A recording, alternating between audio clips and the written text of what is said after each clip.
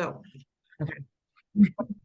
Hello, everyone. It's Wilka here. I am the host of the Leadership Talks podcast. And today I have a very darling special guest, Tiffany Townsend. Welcome to the show. Thank you for having me. Oh my goodness, I'm super excited. It's been forever since I got It has been to, forever. got It's to really good talk to to see you. you. So, Tiffany, introduce yourself to the audience. So I am the executive vice president for global communications for New York City Tourism and Convention. So we used to be NYC and Company, New York City's official destination marketing organization, and we recently rebranded, and that included a name change. So we are now New York City Tourism and Convention. So very excited to be with you and to share with you. Oh my gosh, Tiffany, we go way back when I first moved to New York, I think 10 years ago. I And think it was the last time that I worked for New York City Tourism was when we first met. it was like all over. We met it like in an event, and then, all of the fan tours and all of Oh yeah. social gathering with your New York City company. But I'm super excited to have you on the show because I think your story, your career, your changes, right? And of course, it's definitely an inspiration for a lot of African American women and For sure. Latina women as well. So talk to us about this journey of, how did you start in communications? I started by accident. That's a long question. So I started by accident. I actually thought I was going to go to law school and be a diplomat, and life sort of had other plans. And so I was working as an intern at the U.S. mission to the UN in New York, and I at the end of my internship, I got an offer to move to one of the other departments, which happened to be the communications team at the time because there was an entry level opening there. And so that's kind of how I ended up there. As I said, a little bit by accident. I said, I like where I'm working. This seems cool. I don't know about a ton of communications, but um, let me kind of give this a go. This kind of seems like interesting work. And so from sort of an internship kind of snowballed into a more junior position, and that's sort of how the trajectory all started. I have a lot of colleagues in the industry who want to often want to be journalists, and often that's actually their training. So mine sort of came from a little bit of a different route and a little bit of happenstance, but I'm happy sort of where that all led me. And so I was there for about a year, and then I had an opportunity to work for the New Jersey governor's office, which is my home state. And so a colleague who I was working with in at the State Department asked me to join his comms team, and I became an assistant press secretary working in the New Jersey governor's office so many years ago. And so that's where I got I would say, my formative training in working in communications, very fast paced political world, which I think is always good training. And yeah, and so I was there actually only for about a year, but it was kind of fun really getting to be, driving and like all over my home state, learning about my home state, doing stuff in my home state. So it was a really interesting experience, and I worked with just a lot of great people as well.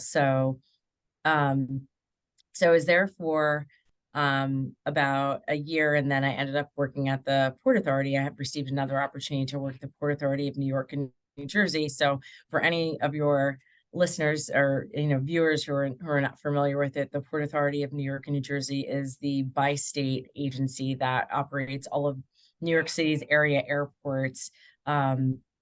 Newark, JFK, LaGuardia, as we know, all the crossings, the George Washington Bridge, things of that nature. So it's a huge Just a bi-state small scope, agency. right? Just a small scope linking Just a everything. tiny little scope. And so yeah, no big deal. Just planes, trains, and automobiles, the Port Authority bus terminal, a couple of ports, no big deal. But then I ended up working in the press office there, which was kind of amazing training because it was not that long after September 11th. And so we were really dealing with a lot of the aftermath of what would happen to the World Trade Center site at the time, and working with all of the families that were, that lost their loved ones, and just what would happen to the community down there. So it was really a very, very interesting time, in addition to just like kind of the amazing training that you receive and learning about how all of these pieces work. And I don't think I ever could have guessed that that would also help me so much in also working in tourism, knowing how the actual infrastructure works and how airlines work and what's important to them. And, and in the pass system, which, runs between New York and New Jersey, and how that's important to just travel. So all of, I got a really amazing education, how all of the actual infrastructure of how people get to New York City, which is now critically important in my job, how that all works. And so, it was actually, I spent about 5 years there working across the media relations office as well as the marketing office. And so got, different sides of like the same sort of experience, looking at it through a lot of different communications lenses and things like that, which was really neat. And so it turns out from there, and, as things go in your career, sort of the different relationships that you develop and one thing sort of leads to another. And so that's sort of how I ended up in tourism the first time. So a gentleman named Sean, who was my sort of boss and sort of colleague, and a little bit of a mentor, who's no longer with us. He was a wonderful guy. Sort of, made the introduction and sort of, said, hey, there's this role out there working for the city's tourism office, and was that something that you're sort of interested in? It's, the director of communications position. I was like, yeah, I mean, that seems cool. And I really didn't at the time. I was like, didn't get it, because like I knew I liked to travel, but I didn't get all of the levers, as I was saying, about how the tourism industry works. And it's really it's so much wider and deeper, I think, than people often think that it is. And so, so that was sort of like how I ended up here the first time, and being at the tourism office from 2007 to 2012 was a really amazing experience for me, because that was a moment when New York City was expanding a lot of its international presence, recognizing the importance of international visitors to New York City. And so, I had the opportunity to work on opening the office in India, the office in Canada, working with all of the international markets, Brazil, Asia, UK, et cetera, et cetera. And New York City now has about 17 offices that touch 30 different markets across the world. So you can see sort of like how wide and how far that goes. And so it's just been, that was just sort of like a great opportunity, and really got me steeped into like all of the different aspects of tourism, both on business travel and leisure travel, and understanding how meetings and conventions works, and what destination marketing really, really, really is, and just really understanding how all the hospitality sector works as well. So yeah, so I'm like, and then there's more. It's been, I feel like when I talk about it sequentially and chronologically, I'm like, wow, okay, it's a lot. It's been a number of years. But after that, I took an opportunity to sort of step out on my own and do something more entrepreneurial. And from about 2013, until really 2018 or so, 17, 18 or so, was working more on my own, more entrepreneurially, doing travel PR on like the agency side, and things of that nature. And then I left. And then I decided to, in a number of years, I think it was 2017 or 2018 or so, when I just decided I was going to try something a little bit different and stretch my legs, and not necessarily do communications anymore. And so I ended up working in the New York City Council, in the legislature, and this was actually after a tourism project that I was working on. The New York Wheel had actually folded, and so, full disclosure, we're talking about career paths. I got laid off, right? Our project ended, and so that was also, part of the impetus was like, is communications what I want to do, for the foreseeable future, what I always want to do with my career, or am I capable? Can I do other things? And I have other interests, and how do they all work together? How do they not work together? And so this was also another moment for me, to explore that. So I still have hope that maybe the New York Wheel, the largest, observation wheel potentially in the world, will maybe someday come to fruition, but I think now is not that moment. And so that was the other sort of kick in the pants to also try something a little bit different.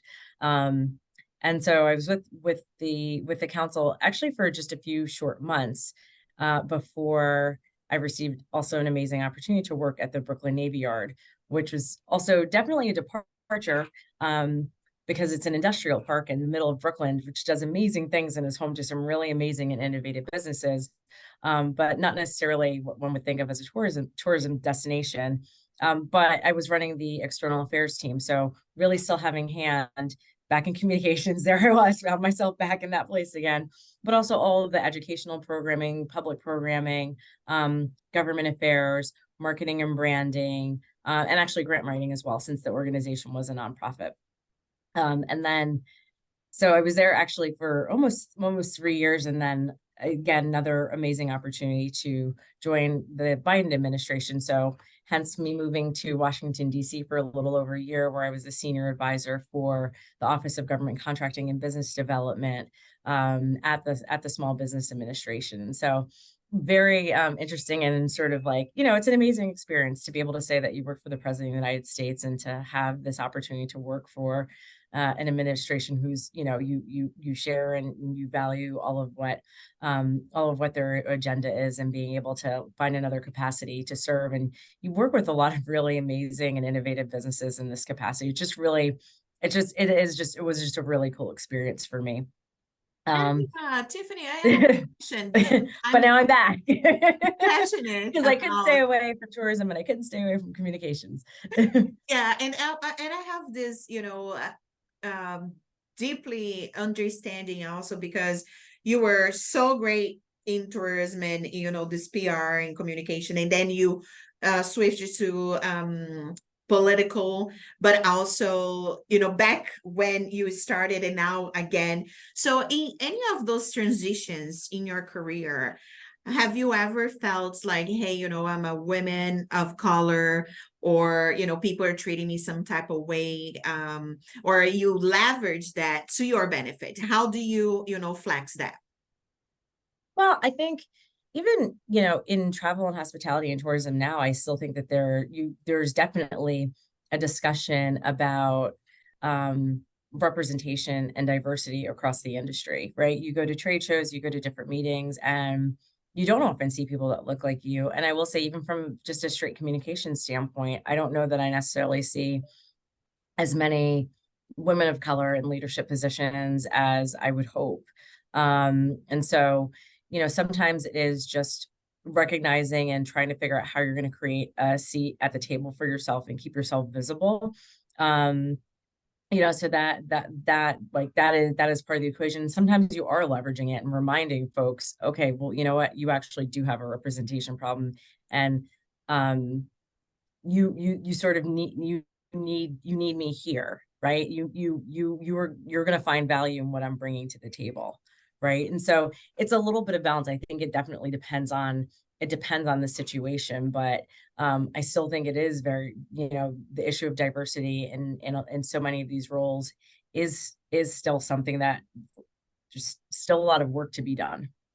Absolutely. And huge shout outs, by the way, to your team, because I did see earlier this year on Q1 a huge local promotion for, Washington Heights, where all the Latinos are.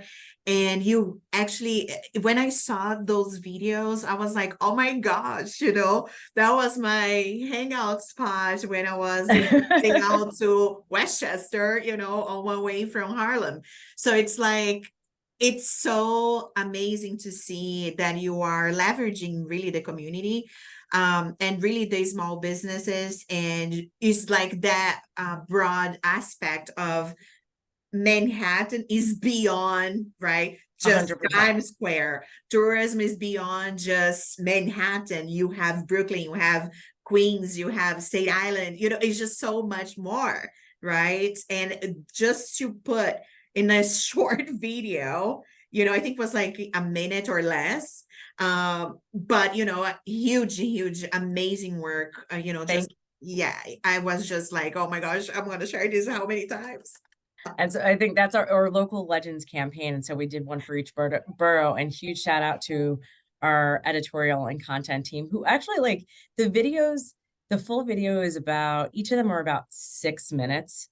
and they focus on one neighborhood in one in each borough. And so the next one, the last one, and the next one is Brooklyn. That's going to be out later at the end of this month. But Mott Haven was the first one in the Bronx, and then we did Washington Heights. And it's like the team feels like they said we took a chance, right? In this day and age where everything should be 15 seconds, 30 seconds, quick, quick, quick, to do a little bit more of a documentary style, something 6 minute, 6 minute type of video.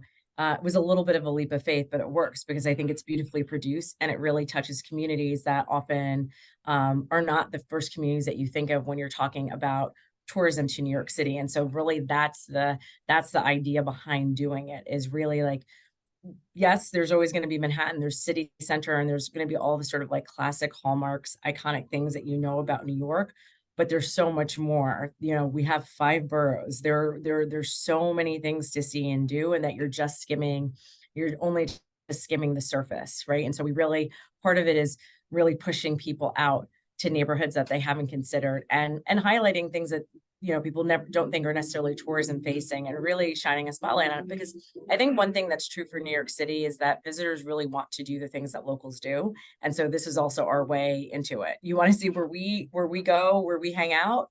This is where we're also doing it.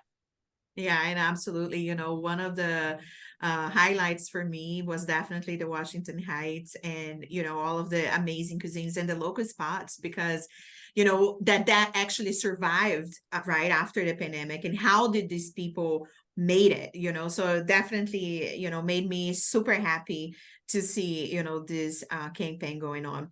But coming back to you, because now I know that you are a newly mother with a lovely baby with 3 year old. Yes.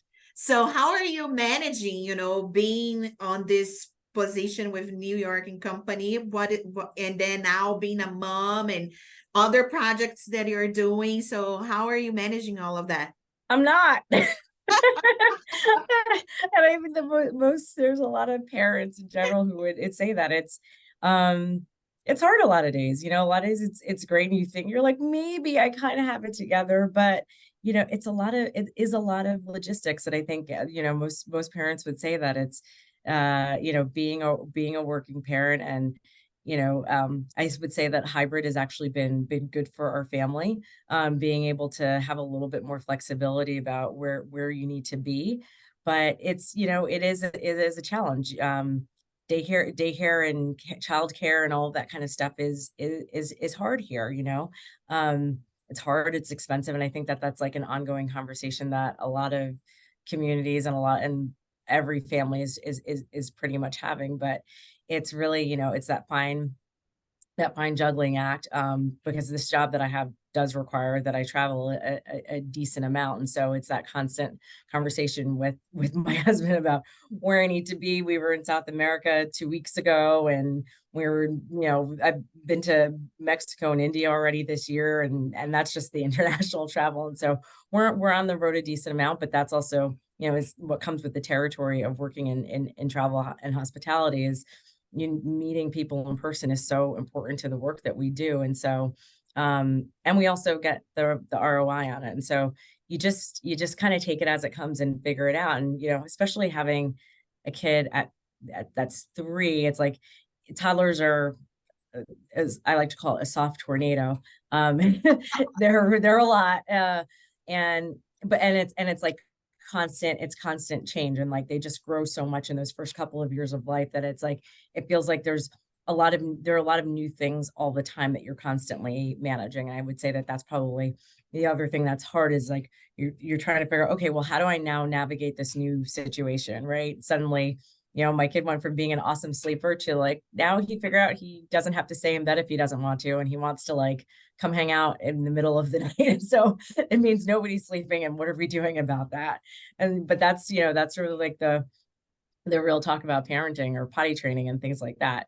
It's not easy. And so you're juggling all of these things behind the scenes, but it's just sort of this delicate dance that you're doing on a daily basis. So I think it teaches you to like slow down, because probably cannot do as much as you think you can. And honestly, it's not worth it. I think that's like possibly one of the upsides to having a kid is like you realize like just it pushes a lot of things to the periphery. And I think in some ways it makes you actually better at making decisions because you have to focus on what's really important in terms of taking care of your child, taking care of your family.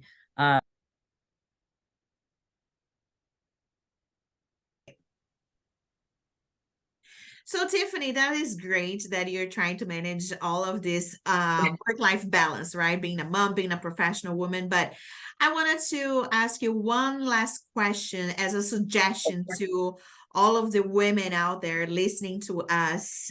What would you recommend them to do? If any recommendations and tips, I think it's are welcome, to be successful as a working mom, a working professional, and a leader in the hospitality industry. Ooh, that's a whole other podcast. Well,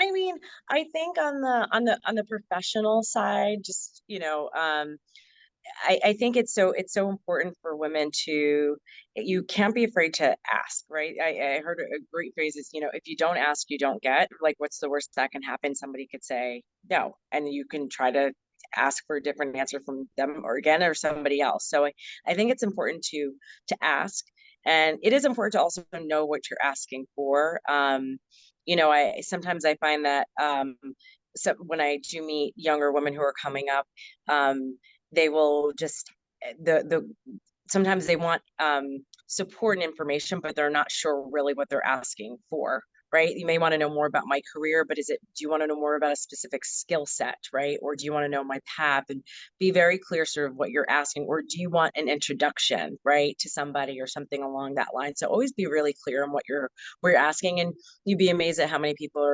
are willing with a clear ask to just be willing to help you out, right, and get you a little bit more in the direction that you want to go. And it takes a lot of people, and I think back on how many people I've talked to over how many years, that end up sort of pushing you in different directions and sort of help you along the way. It's not always just one mentor who's always guided you. Sometimes it's just a conversation. You and I met at probably a cocktail reception or something, and sometimes it's as simple as that somebody sparks an idea that brings you to your next place, and that might be all it is. And so support comes in all shapes and sizes. And so and sort of so take that with it. Like, what can you take from the different conversations that you're having with people along the way?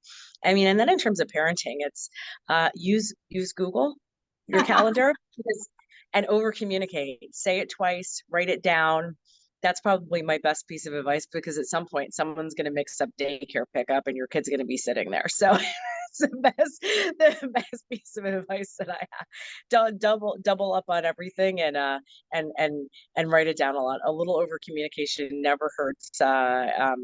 Never hurts with your partner. But I also think that it's important that your kids also see you out there doing things that make you happy, and quite frankly that have nothing to do with that, right? I think that you can't be a good parent if you're not a happy person. And so whether you are in the workforce or not, you have to have things that are not attached, that are just for you and not in any way attached to your children. And so for me, one piece of that is having a job that I love.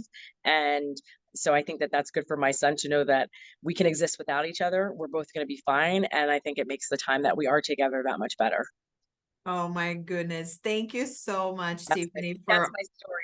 all of this. But I'm gonna take you up to that. We're gonna have another podcast just to talk about what are your, in terms of skill sets for women that are looking to join the hospitality Absolutely. career, in this I day would and love age. it. And I can't, this will be a redo, podcast series 2, Wilk and Tiffany. And I I appreciate love it. I love it. so much for joining me today. And thank you everyone for listening to the Leadership Talks podcast. Until next time.